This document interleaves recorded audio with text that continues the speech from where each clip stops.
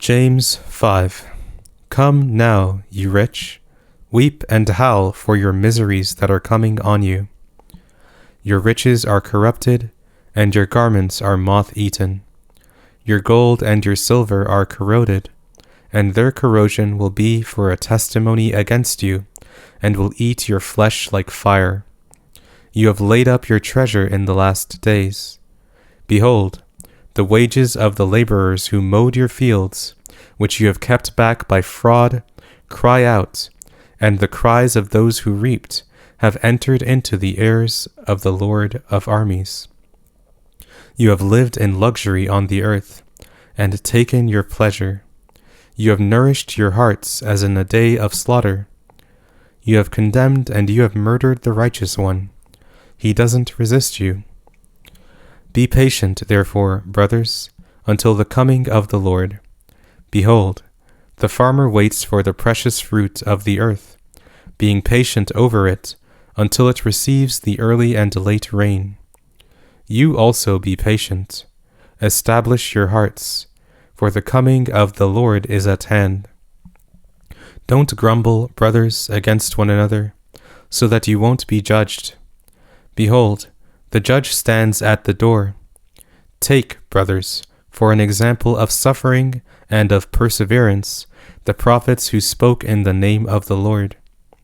Behold, we call them blessed who endured. You have heard of the perseverance of Job, and have seen the Lord in the outcome, and how the Lord is full of compassion and mercy.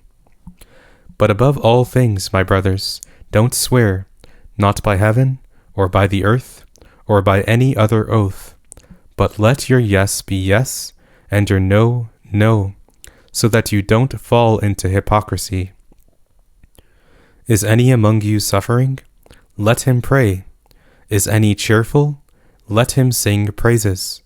Is any among you sick? Let him call for the elders of the assembly, and let them pray over him, anointing him with oil in the name of the Lord. And the prayer of faith will heal him who is sick, and the Lord will raise him up. If he has committed sins, he will be forgiven. Confess your offenses to one another, and pray for one another, that you may be healed. The insistent prayer of a righteous person is powerfully effective.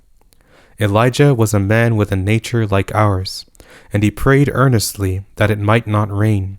And it didn't rain on the earth for 3 years and 6 months. He prayed again, and the sky gave rain, and the earth produced its fruit.